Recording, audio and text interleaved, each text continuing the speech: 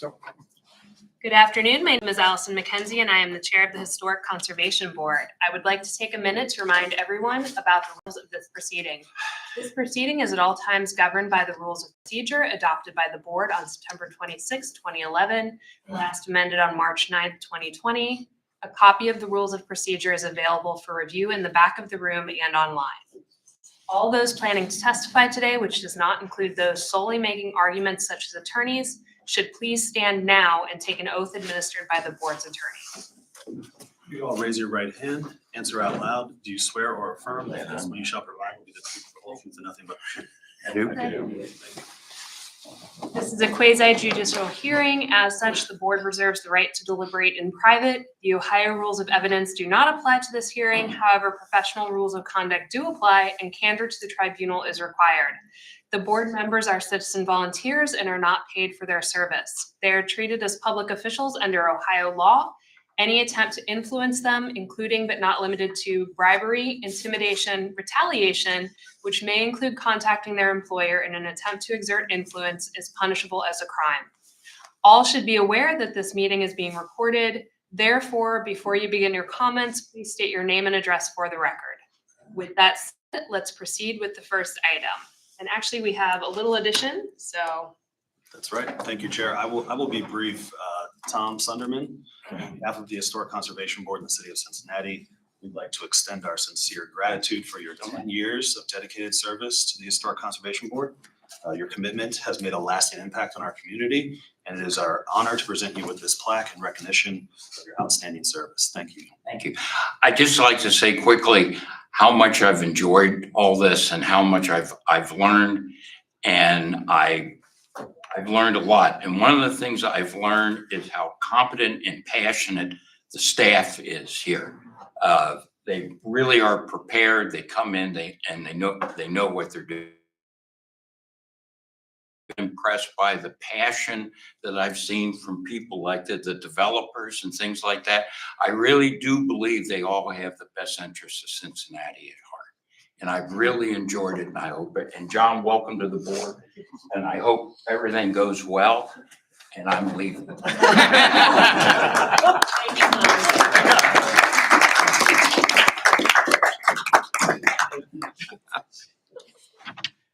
Briefly, with that said, I'd like to also welcome our newest board member, John Wolson.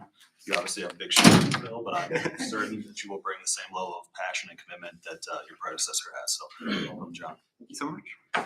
You say your name Wolson? Wolson. Okay, thank you. Okay, let's move on to our first item. Thank you, Madam Chair. Item 1 is an application for a certificate of appropriateness at 3290 Observatory Avenue. This is in the Observatory Historic District in the Hyde Park neighborhood. You may remember this property from a couple months ago. There was a previous application to install a 36-inch tall black metal fence in the front yard of this property that was approved by the board. The applicant has decided that the fence that was approved, they would like that to enclose a larger area of that yard. So they are applying for an additional COA to expand that fence. So this property, as you may remember, is located on the southern edge of the district at the corner of Observatory Avenue and Observatory Place. The applicant had previously received approval for the fence in what is technically considered the front yard per zoning along Observatory Place, although the house does front Observatory Avenue on the south. So this is the location of the fence that was previously approved, and the applicant would like to extend that fence line further towards Observatory Avenue and extend along that frontage to the west. So you can see on the site plan, the green area is the fence that was previously approved by the board, and the gray line is the newly proposed area. They are proposing a 36-inch tall black metal fence and have provided some sample fence materials that would likely match what they are intending to install. So the conservation guidelines for the Observatory Historic District are not exactly clear on fencing. It does indicate that fencing is discouraged in the front yards of these properties, However, it does allow, at least for the contemplation of some fences in front yards, as it does say that any fences that are built in the front yard should be held to 36 inches in height. So as staff had argued at the previous version, the primary street in this district is Observatory Place to the east. There are no other front yard fences along Observatory Place. However, the configuration of this lot is somewhat unique in this district, as it is a corner lot. The building is pushed back towards the northwest corner of the lot with a detached garage as well in that corner. So a compliant fence would be very limited. It would be essentially limited to the area around this rear garage. There's currently a patio in this space. So the fence in this area would not give the applicant a lot of enclosed yard space with a compliant fence. So the current proposal staff finds to be in the interest of historic preservation because of the unique configuration of this lot and the lack of any real rear yard space that would typically be where the fence would be included. So the being located at the southern edge of the district, the fence that is expanded in this area is not expected to substantially impact the architecture or the character of the district. It is on that southwestern edge, sort of at the entry to the district. So the views that are up and down Observatory Place will not be substantially altered by this fence, especially with it keeping at 3 feet in height. The applicant is planning some landscaping around the fence as well to sort of soften that edge on the property. So with the existing fence already being installed in that main viewing area along Observatory Place, staff does not find that this expansion will create any further visual discrepancy in the district. So staff does find that it is substantially compliant with the guidelines, and staff does recommend approval of the certificate of appropriateness for the fence installation at 3290 Observatory Avenue with the following conditions. 1, landscape planting shall be primarily low to medium height along the fence line to help maintain the open feel of the district. Thank you, Mr. Owen. It looks like we do have an applicant signed up. If you'd like to come forward.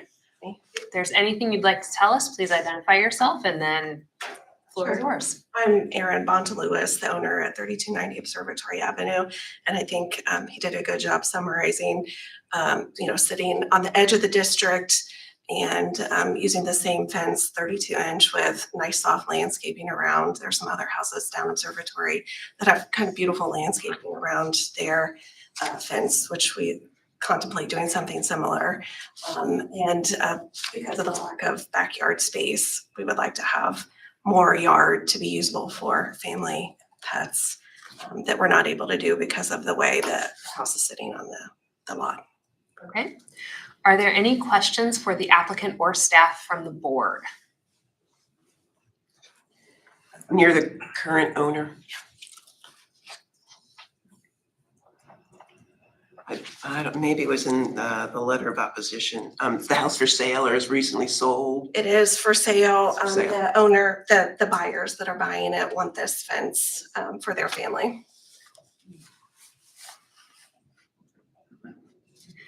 I think that upon first reviewing this, I was very hesitant based on the large increase in area, but hearing the conservator's explanation about this being on the very edge of the district and not really having much more of a significant impact on Observatory Place than what was approved previously, I think I have a better level of comfort with it than I did initially. Sure.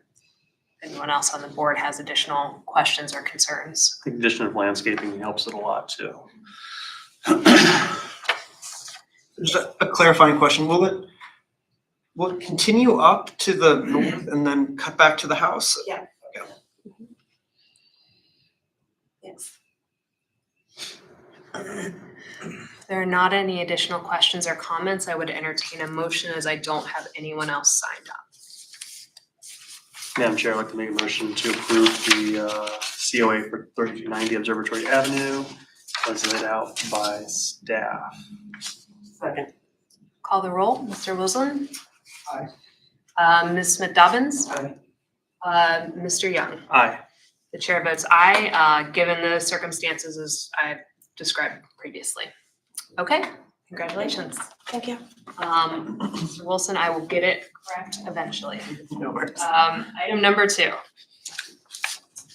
Thank you, Madam Chair. Item number 2 is an application for a certificate of appropriateness and zoning relief for 2015 Colerain Avenue, which is in the Dayton Street Historic District in the West End neighborhood. The applicant is proposing a renovation of the existing building, which is currently vacant and has been vacant for many years. The applicant would like to rehab the building into a multifamily building that would hold a total of 7 units.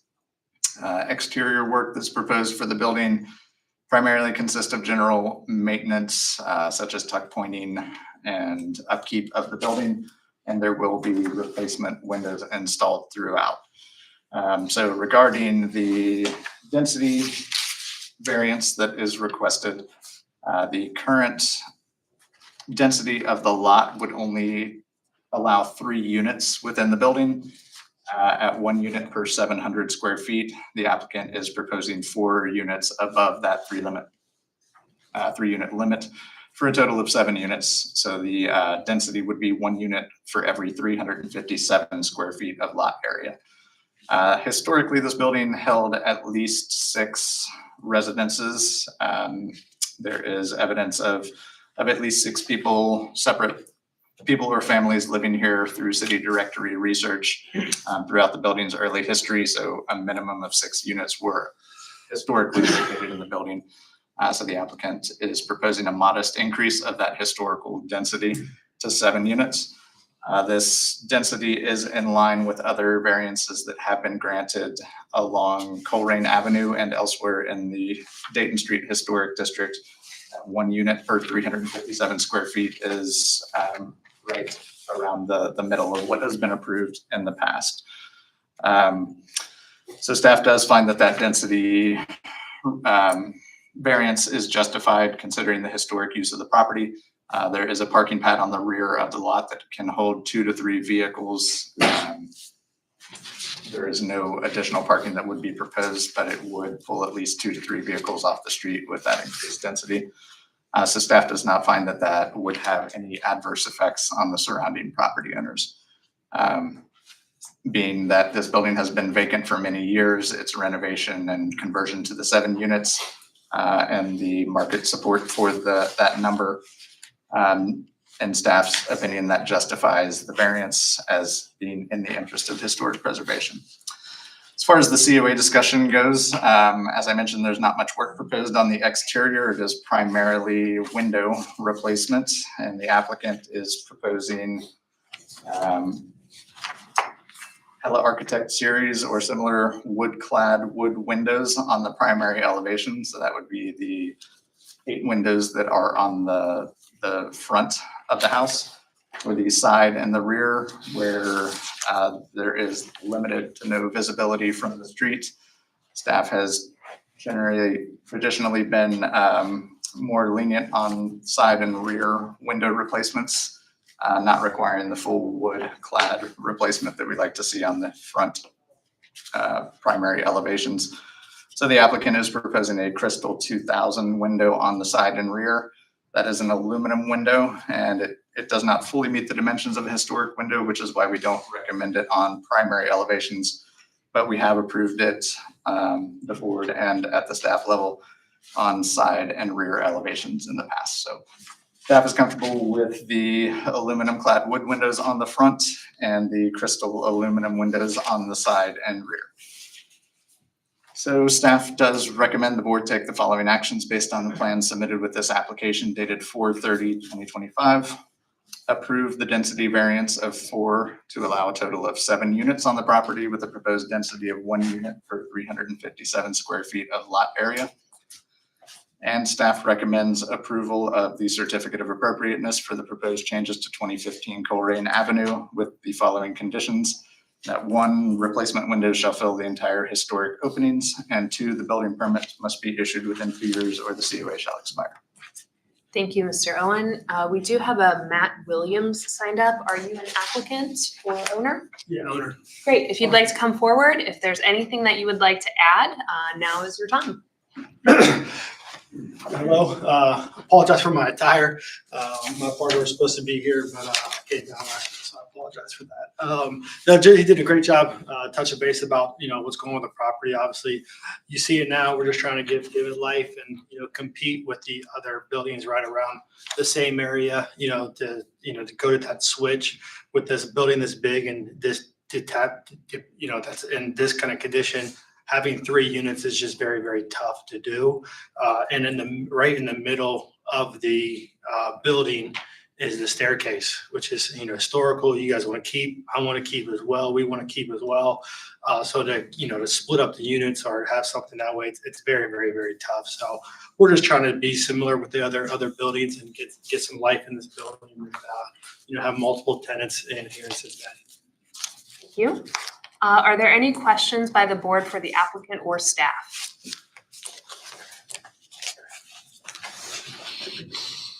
I don't believe I have anyone else signed up for this item.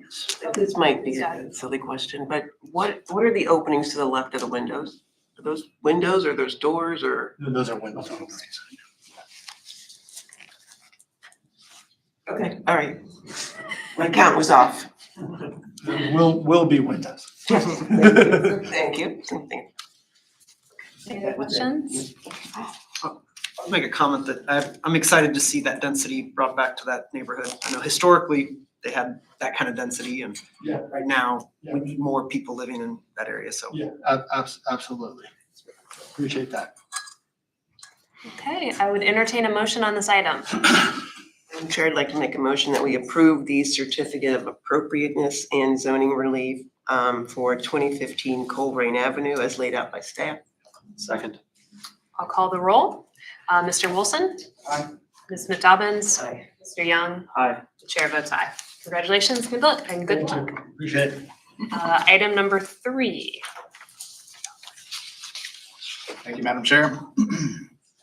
Item number 3 is an application for a certificate of appropriateness for 101 West Elder Street in the Over the Rhine Historic District. This property is located just off of the Finley Market. And the applicant is proposing the renovation of the building that does include a new addition on the rear of the building for an elevator addition that will be surrounded by new decks at the rear.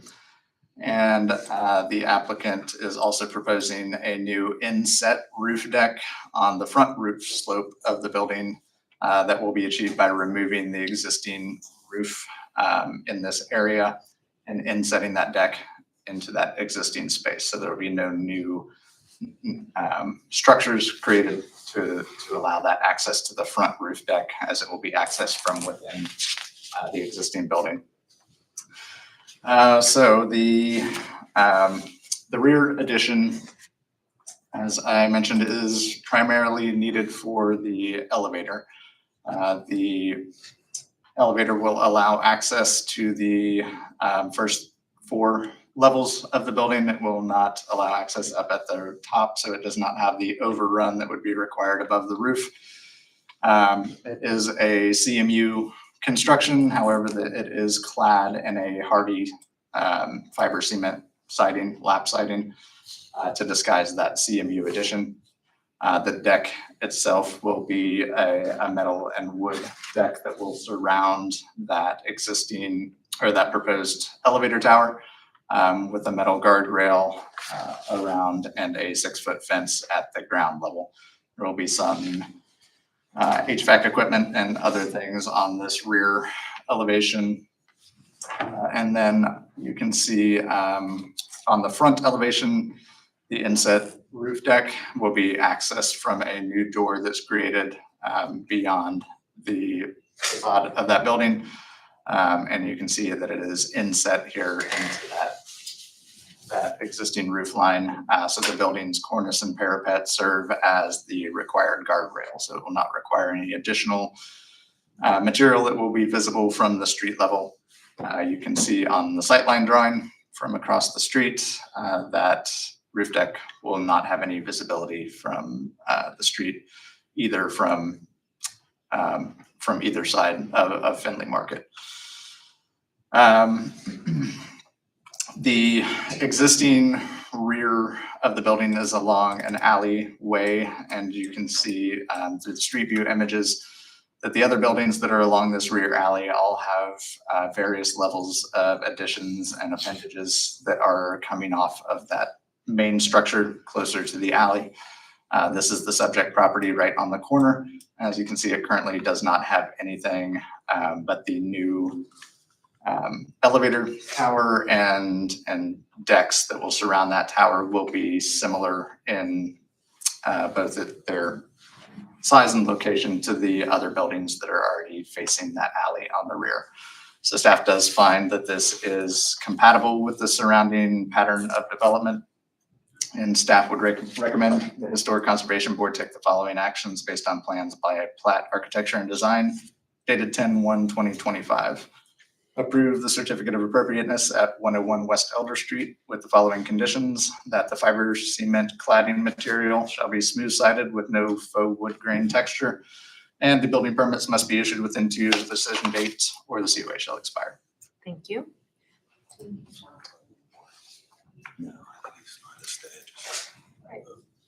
It looks like we do have a couple applicants signed up. Now would be your chance. Come up and identify yourself, please. Hi, my name is Rachel Croft. Kurt Platt. You need our address, right? No. What would you like to add? The current owners of the building owned it several years ago and were in the process of renovating it. And during that time, this area was seeing more development.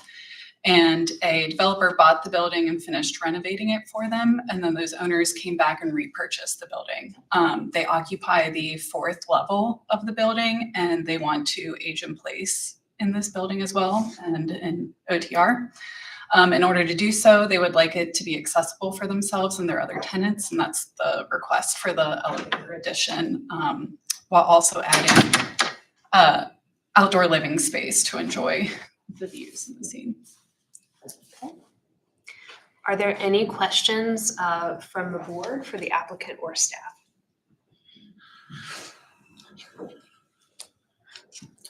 I don't believe I have anyone else signed up, so I would entertain a motion on this item. Madam Chair, I'd like to make a motion that we approve the certificate of appropriateness for 101 West Elder Street as laid out by staff. Second. I'll call the roll. Mr. Wilson, Abstain? Ms. Smith Dobbins, Aye. Mr. Young, Aye. the chair votes aye. All right. Congratulations. Thank you. Item number 4, Mr. Owen. Thank you, Madam Chair. Item number 4 is an application for a certificate of appropriateness for 316 Mulberry Street. This is an application for, renovation of the building that includes exterior work that is primarily related to new roof decks. There is also a existing light well on the west side of the building that is proposed to be infilled at the lower levels. The top level will remain open. So this is a property that essentially has 2 buildings. It is a through lot with one building facing Mulberry Street and one fronting Site Street. So this application is for the Mulberry portion of the lot, and the proposed roof decks do involve some work on the roofs. Primarily, it includes dormer additions at the front roof deck as well as the rear roof deck. That will allow additional headspace that is needed in order to access that outdoor space. So you can see The south elevation is the primary elevation fronting Mulberry Street. In the elevation view, you can see the dormer addition that is proposed at the center of the front of the building. This will allow the full height door access that's needed for clearance to access this roof deck. The sides of that dormer addition are inset, so they don't occupy that full space of the building, which allows the side walls to be retained in their existing configuration. So that will remain in place. And you can see the dormer addition sticking up slightly on that front roof lobe. That will not be visible when viewed from the street. The rear roof deck is a similar situation. It does require that roof level to be raised to allow that adequate access to gain access onto that roof deck at that back corner of the building. So you can see on this image, the raised portion of that roof is again set back from the sides of that existing building walls, so the existing walls will remain in place. The facade that opens onto this exterior roof deck will be primarily glass in a storefront style configuration. But being located at the very rear of this building, it's essentially in between Mulberry and Site Street. So it will not have any visibility from either of those streets. So see the sightline drawing that's provided by the applicant. Both of these raised roof additions are clear of the sightline. The infill that is proposed is the light well that is essentially at the center of the Mulberry building. You can see the lower 3 levels here are proposed for that infill. It will be clad in a fiber cement lap siding with the 4th floor retaining the light well. So again, you can see the outline of the neighboring building showing that light well is essentially covered by the neighboring buildings, so none of those lower 3 levels of infill material will be visible from the street. So staff finds these all to be appropriate. That light well installation will allow for better circulation throughout the building with the new unit configuration. So with that being said, staff recommends the Historic Conservation Board take the following actions based on plans by Wichmann Gunther Architects Incorporated dated 9/10/2025. Approve a certificate of appropriateness for 316 Mulberry Street, including any revisions submitted for permit subject to staff review and approval with the following conditions. 1, the rear deck shall be stained or painted after construction. 2, any changes required by SHPO or MPS as part of a historic tax credit application process shall be approved by staff. And 3, the building permits must be issued within 2 years of the decision date or the COA shall expire. Thank you, Mr. Owen. It does look like we have the applicant, Mr. Gunther, here. Would you like to come forward and add anything? Mark Gunther, Wichmann Gunther Architects. I'm just here to answer any questions. Okay. Does the board have any questions? Just one question about the motivation for combining the floor plates to have, are each unit 3-bedroom units? Yeah, so these are going to be for sale condos, view property for those upper units. So consequently, the infill of the light well allows circulation to the back part of the building, where previously it was a classic front unit, back unit separated by the stairwell. Great. Yeah, I'm excited that I think having those 3 bedrooms will allow for larger families and to come into the neighborhood. If you like this one, I'll be back next month with the other building on the other side. Are there any other questions or comments for the applicant or staff? No. If not, I'll entertain a motion. Motion that we approve the certificate of appropriateness and zoning relief for 316 Mulberry Street as laid out by staff. I believe this might only be certificate of appropriateness. Is that correct? That's correct. Okay. Do I need to do it all over again? Okay, Madam Chair, I'd like to make a motion that we approve the certificate of appropriateness for 316 Mulberry Street as laid out by staff. Second. Thank you. I'll call the roll. Mr. Wilson? Aye. Ms. Smith Dobbins? Aye. Mr. Young? Aye. Chair votes aye. Thank you. Congratulations. Good luck. Item number 5, Ms. Meehan. Thank you, Madam Chair. Item 5 is an application for a certificate of appropriateness at 918 York Street. This is in the Dayton Street Historic District. The residence at 918 York Street is a 2.5-story painted Italianate brick building built circa 1875 and is a contributing element to the district. The property retains its historic door shutters, box gutters, decorative cornice, and has replacement 1/1 double hung sash windows. The property is located in a dense multifamily zoning district located adjacent to other residential buildings. Nair Street, which is at the rear of the property, is a street, but it functions more like an alley. There are parking pads, modern garages, historic carriage houses, et cetera, located along Nair Street. Currently, there is a paved parking area behind the house here, and there's a fenced backyard between the house and the parking area. On the other side of Nair Street, there are the backyards and parking areas, carriage houses, garages, et cetera, of homes that face towards Dayton Street. So the proposed conditions are to construct a detached 2-story side gabled brick 2-car garage with an accessory dwelling unit above at the rear of the lot, which will be accessed from Nair Street. The garage ADU will be built 6 inches from the rear north property line and 6 inches from the east property line. The building will have a side gabled roof with asphalt shingles, 1/1 double hung aluminum windows, so Crystal 2000A series. And there will be a small overhanging balcony at the 2nd story that will be accessed by full light doors from the 2nd floor. The balcony railings are proposed to be metal. The 1st floor will have metal paneled garage doors with small windows at the top, and they will be black in color. I would mention the applicant also does propose to paint the building at this point.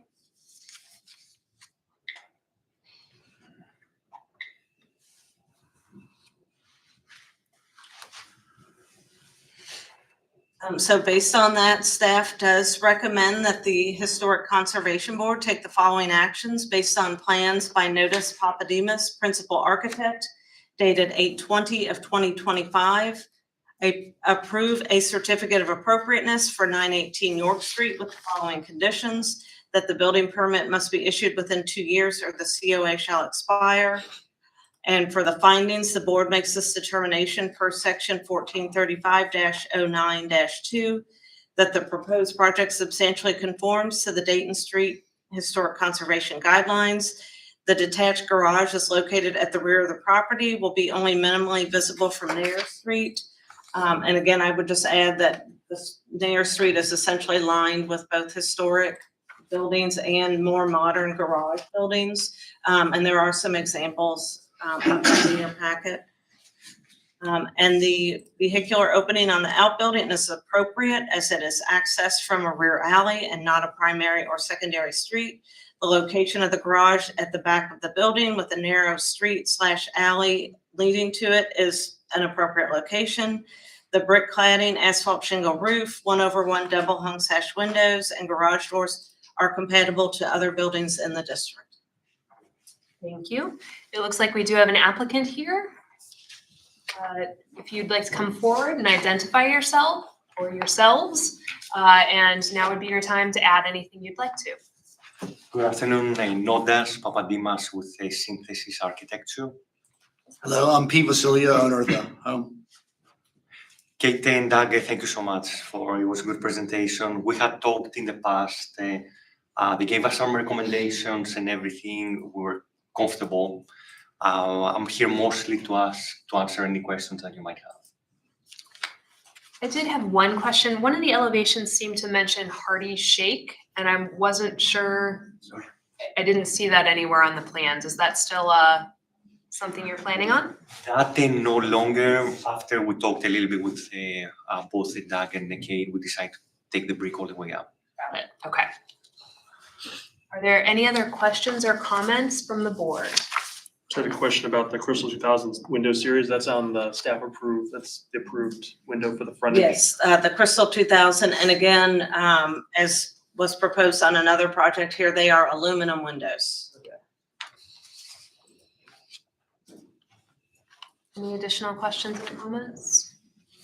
I don't believe I have anyone else signed up for this. Is that correct? I would then entertain a motion on this item. Madam Chair, I'd like to make a motion to approve the certificate of appropriateness for 918 York Street with the findings laid out by staff. Second. Call the roll. Mr. Wilson? Aye. Mr. Govins? Aye. Mr. Young? Aye. The chair votes aye. Congratulations. Thank you. Okay, item number 6.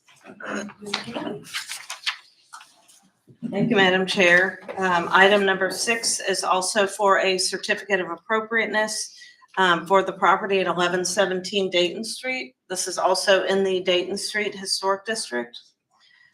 So the property at 1117 Dayton Street is a circa 1881 Italianate style 2.5-story unpainted brick building within the Dayton Street Historic District. It's located towards the end of the block where it abuts Winchell Avenue. This property also extends through to Nair Street, which again is more of an alley behind that runs behind York and Dayton Streets. There is a freestanding 2-car brick and block flat roofed garage building that faces Nair Street at the back of this property. And this is a later utilitarian style garage and would essentially be considered non-contributing. There's a rear yard between the house and the garage. The existing garage door is a solid utilitarian style steel door, which is partially overgrown. The residence retains its original decorative cornice and box gutters, original stone sills and lintels, steps, entry surround, and recess entry.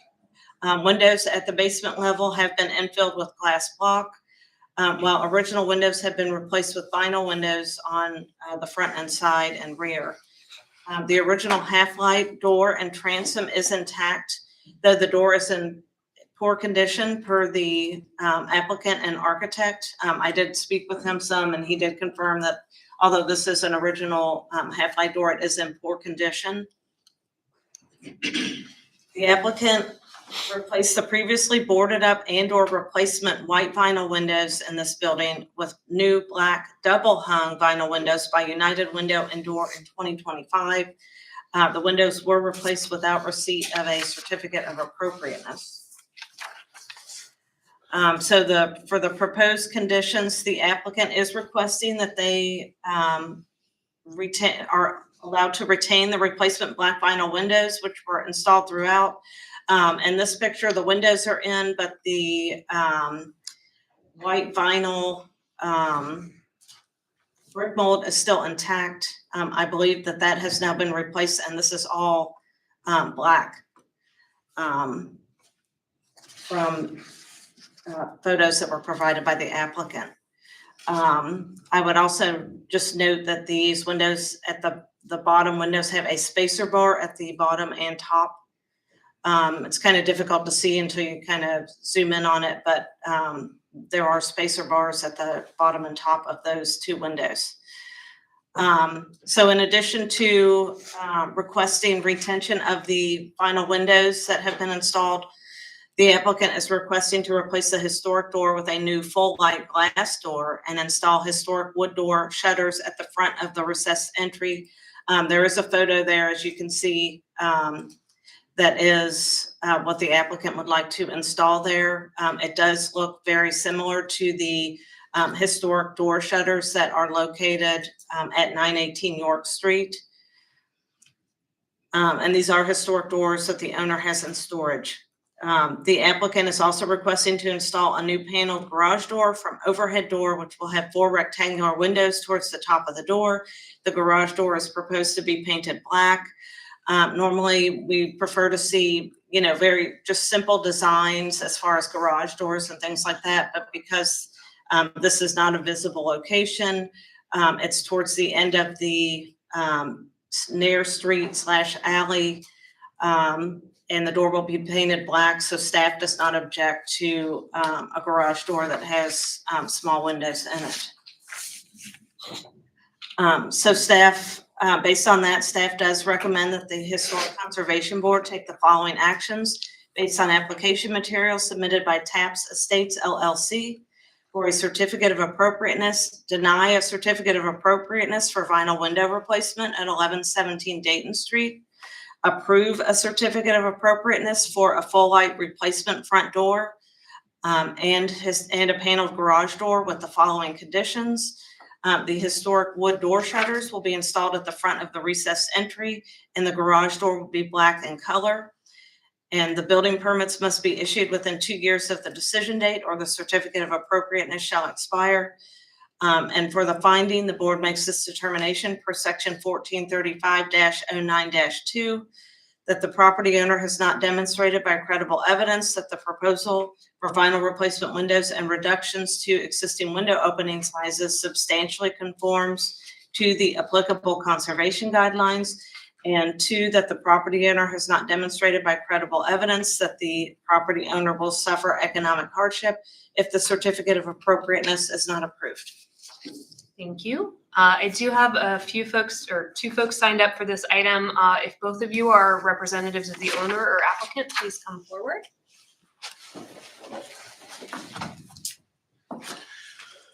Good afternoon. Can I have you folks sit here? So my name is Ben Sandlin. My work address is 312 Walnut Street. If you need that. I represent Taps Estates, which is the owner. I'm just the lawyer. So these 2 gentlemen are really the folks who are going to answer your questions. Greg Lang's the architect. Don Johnson's a realtor. He's highly experienced in the realm of development. 3 issues, just kind of like organization wise. There's the front door, the garage door, and the windows. It sounds like the garage door and the front door are kind of the easy ones to take up. The windows are the not so easy ones. I think you're going to hear that there's some concessions that Taps Estates is willing to make on the windows, hopefully to get everybody to an agreement here. But with that, I'm going to turn it over to Don and Greg, because they're the folks with the answers. If there's anything else I can do after they speak, I'm happy to. Thank you.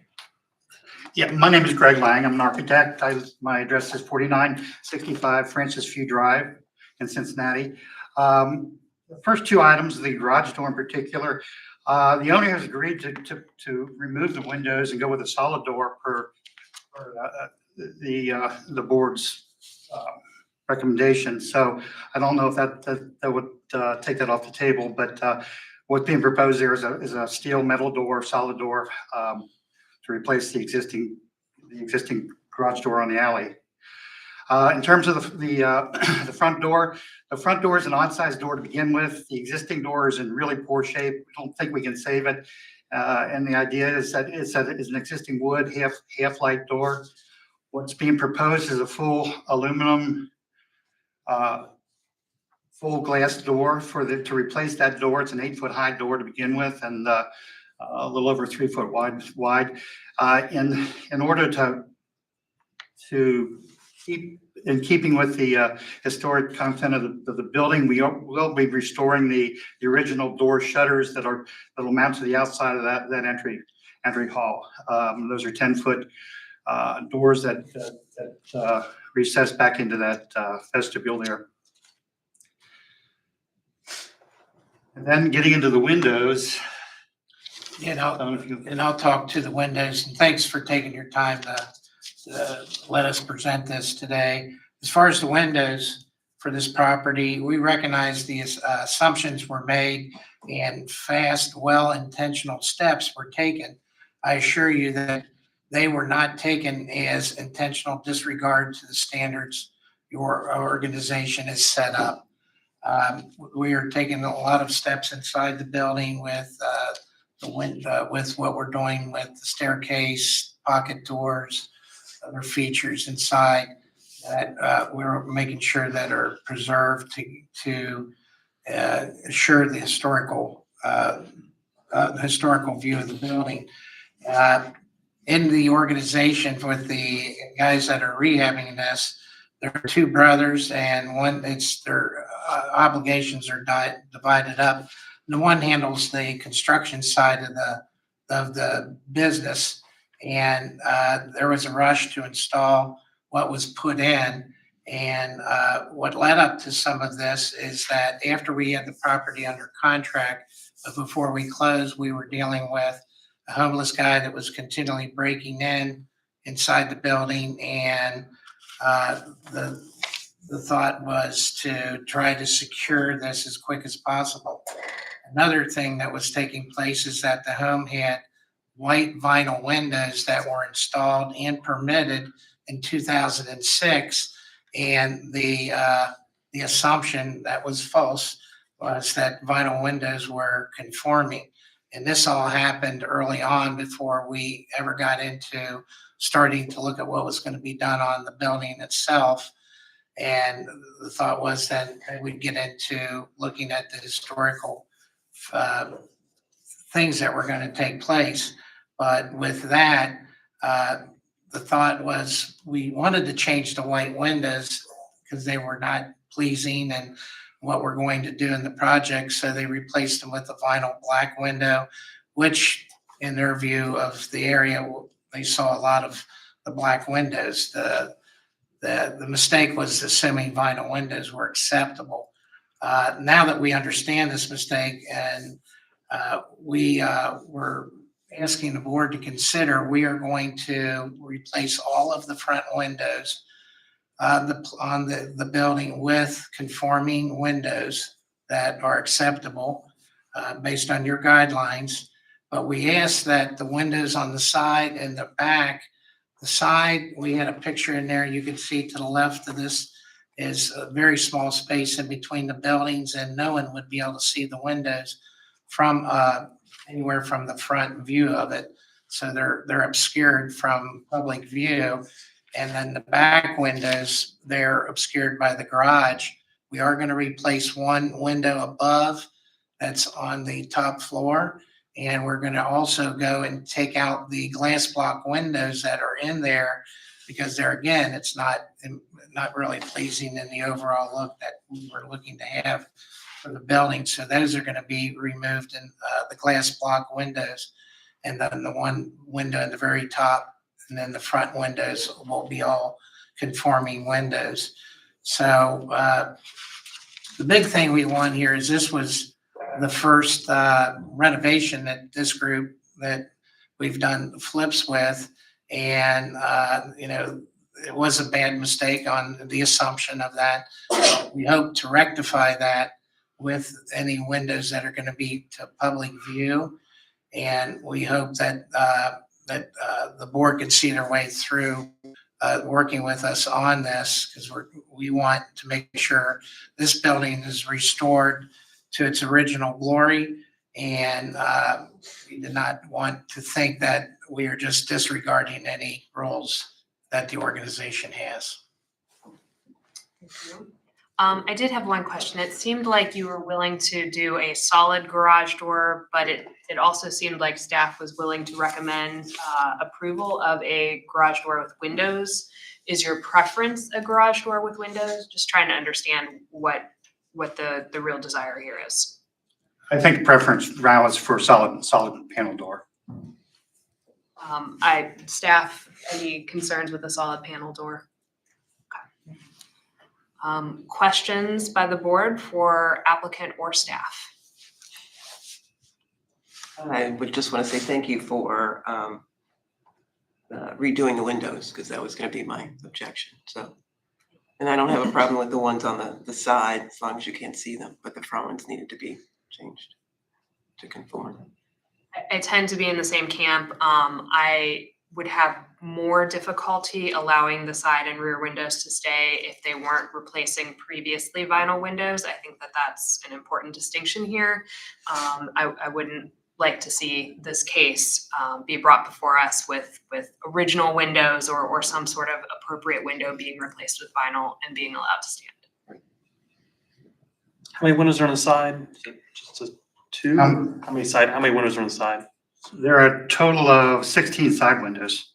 10 have been replaced, just four that are glass block and 2 that have not in the attic area that have not been replaced yet. So you would replace the glass block window and then the one top window. Correct.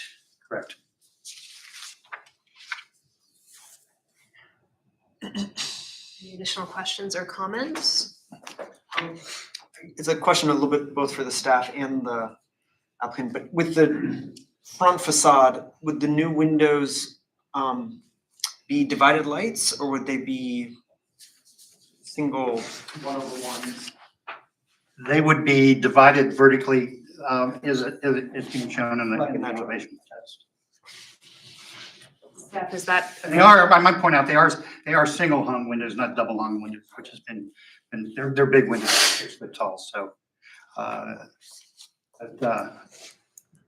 believe, and I'm not sure, that they originally had a divided vertical division there. Is the 2/2? Simulated divided lights are used. We always recommend a condition that there be a internal spacer bar between the glass planes as well as an exterior grid. Does that make sense? Is that I acceptable? didn't hear the.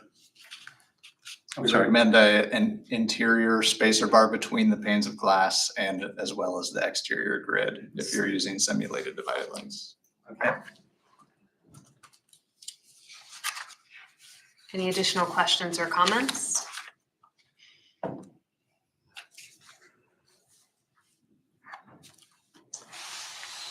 have a question about The motion? the motion, yeah.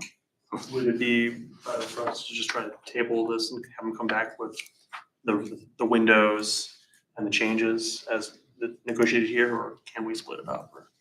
Personally, I would be okay with a motion that states what we would like to see as far as the replacement is concerned and has a staff level review. But I'm open to the board's comments if you're more comfortable seeing it back. Whatever wording we can use today that will allow them to work is fine with me. I don't know if we need to, if they need to come back. Let me give it a shot. I would like to make a motion that we approve a certificate of appropriateness for a full light replacement door and paneled garage door with no windows, as well as a certificate of appropriateness for the existing vinyl windows on the sides and rear of the building, but new historically appropriate replacement windows to be approved by staff on the front elevation of the building, And the 2 side windows. plus the 2 side windows that have not yet been replaced. Is that clear-ish? Okay. Is there- Second. Okay. I will call the roll. Mr. Wilson? Aye. Ms. Smith Dobbins? Mr. Young? Aye. Chair votes aye. Thank you for your willingness to work with us. We certainly appreciate it. Thank you. Thank you. Okay, item number 7.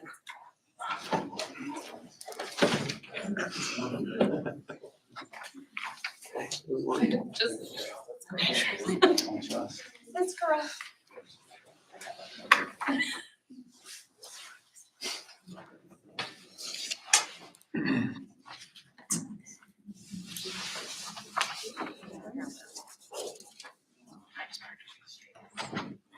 Thank you, Madam Chair. Item 7 is an application for a new landmark designation for 4030 Glenway Avenue. This is in the West Price Hill neighborhood.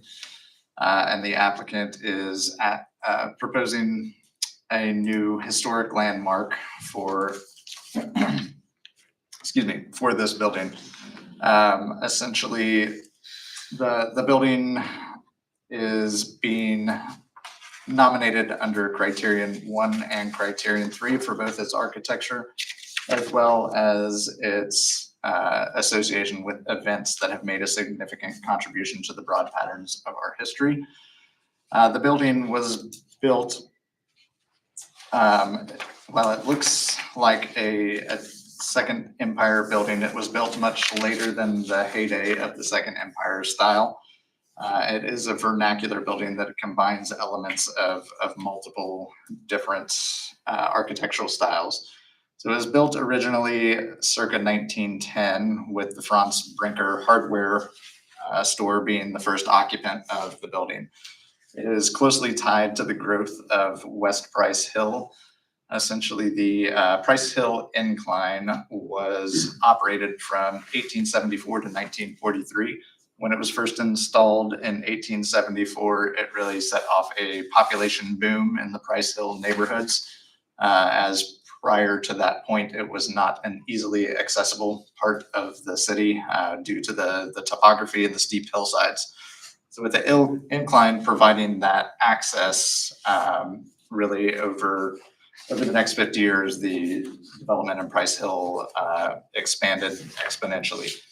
So this building is a remnant of that early expansion of Price Hill.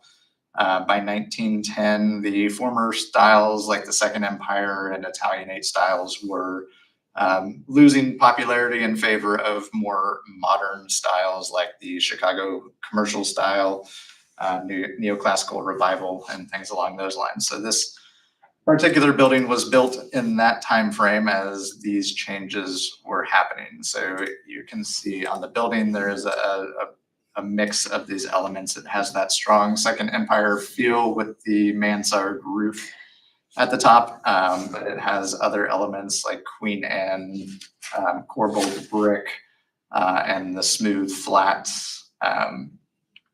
brickwork of the Chicago commercial style or neoclassical revival, while still retaining the tall rectangular window openings that were common in the Italianate style and other styles from earlier. So this is a somewhat unique building in its architecture due to its combination of styles. While the city does have a lot of Second Empire buildings and it has a lot of vernacular buildings, it does not have a lot of buildings that combine the particular styles that are showcased on this building. It is a remnant of this previous development pattern, which was very similar to the existing building that is standing still today. You can see the building is barely visible at the very left side of this photo. This is an image of Glenway Avenue from 1927. So you can see that going down the street, you had a lot of other similar sized buildings that really proceeded along this whole portion of the business district. Fast forward to today, and you can see that a lot of the majority of that building type has been lost, with larger floor plates and more auto-oriented development that have occurred along throughout the area. So staff does feel that this building is worthy of the historic designation. It is a remnant of that previous development pattern of Glenway Avenue and the West Price Hill neighborhood. Initially, there were, I believe, over 60 buildings that were similar in size and scale to this existing building. By 1922, there were 65 similar buildings within this half mile of the Glenway Avenue East Business District. Today, there are only 12 that remain of that same scale. And of those 12, most have been heavily modified and altered. So this building still retains a high degree of historic integrity. There really have been very minor changes throughout the years. It does have some replacement windows. And there are elements of the storefront that have been replaced, like the awning. The storefront itself is currently boarded over. But otherwise, the building generally it does retain the majority of its materials and its overall historic integrity. So staff does find that the building does contribute to Cincinnati's historic architecture.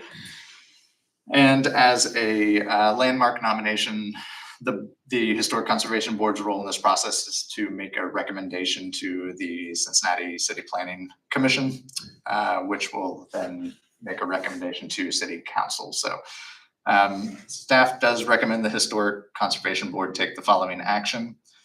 Recommend to the Cincinnati City Planning Commission and to the Cincinnati City Council for the designation of this parcel, also referred to as 4030 Glenway Avenue and known as the Brinker Building, as a historic landmark and the adoption of the related Brinker Building Historic Conservation Guidelines, subject to the following conditions.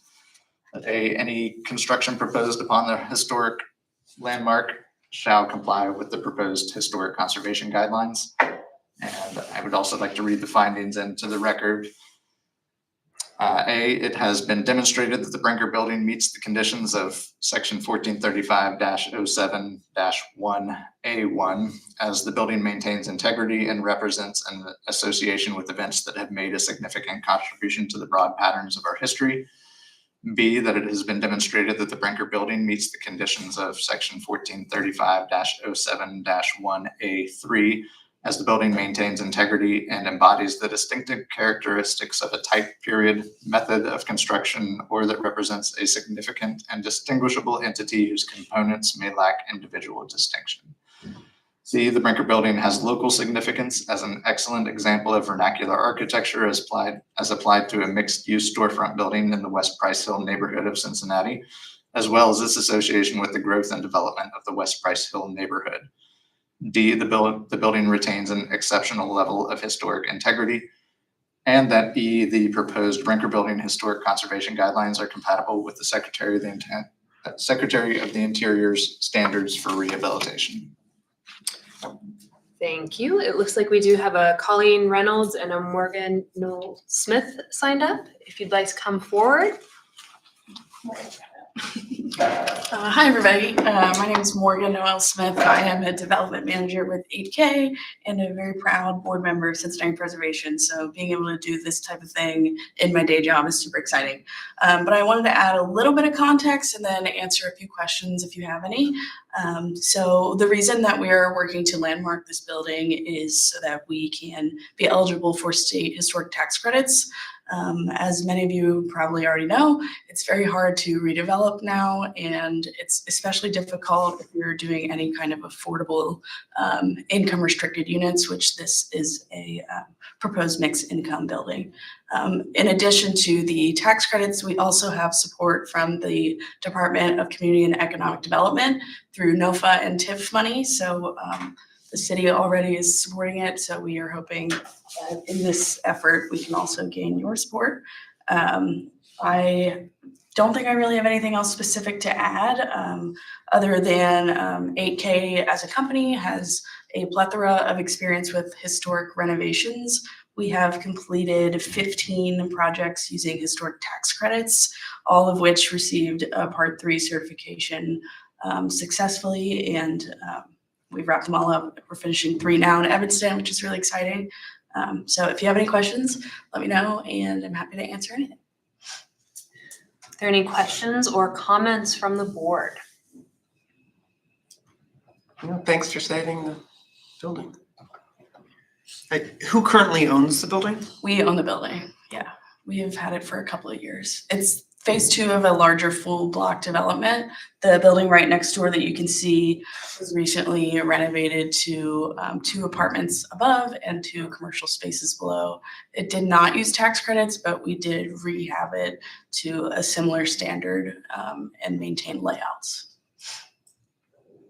The buildings on the other side will be maintained commercial, but those are not part of the landmark discussion at this point. Any additional questions or comments? If not, I would entertain a motion on the recommendation. Madam Chair, I'd like to make a motion to recommend the 4030 Glenway Avenue, for historic landmark designation. That's laid out by staff. Second. Call the roll. Mr. Wilson? Aye. Ms. Smith Dobbins? Aye. Mr. Young? Aye. Chair votes aye. Congratulations. Okay, we have a National Register of Historic Places recommendation action next. What would staff like to tell us on this one?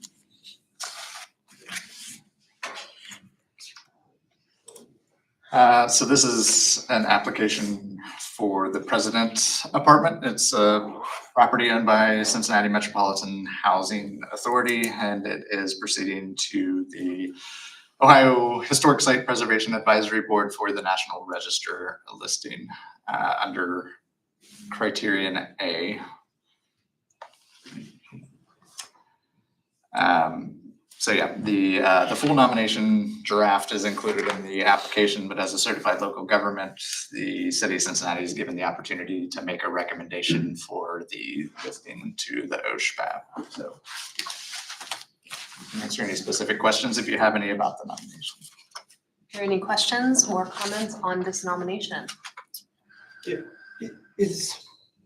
What's motivating CMHA, or who's pushing for this nomination? I believe the applicant is CMHA. Right. Yeah, and I'm not sure what the motivation is, if it's. Yeah, okay, I guess I'm curious about, are they gonna renovate it and get tax credits, or?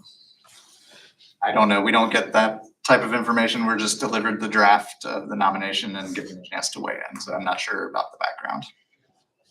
I would think that that probably makes sense, that they may want to renovate it and take advantage of historic tax credits. So that would help them in their renovation costs. So I would think that's a reasonable assumption about it. Any additional questions or comments? If not, I would entertain a motion regarding this recommendation. Madam Chair, I'd like to make a motion that we recommend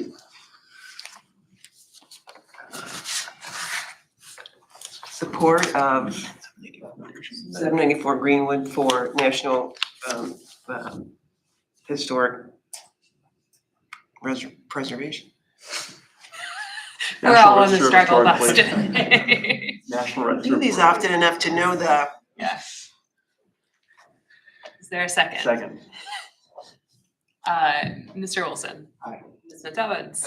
Mr. Young. Aye. The chair votes aye. We also have October staff approvals on the agenda. Are there any questions for staff on the list of approvals? If there are no questions, I would entertain a motion. Madam Chair, I'd like to make a motion to approve the staff approvals for October. Second. Mr. Wilson. Aye. Ms. Dobbins. Aye. Mr. Young. Aye. The chair votes aye. Okay, any additional items on the agenda? No, I'm sure.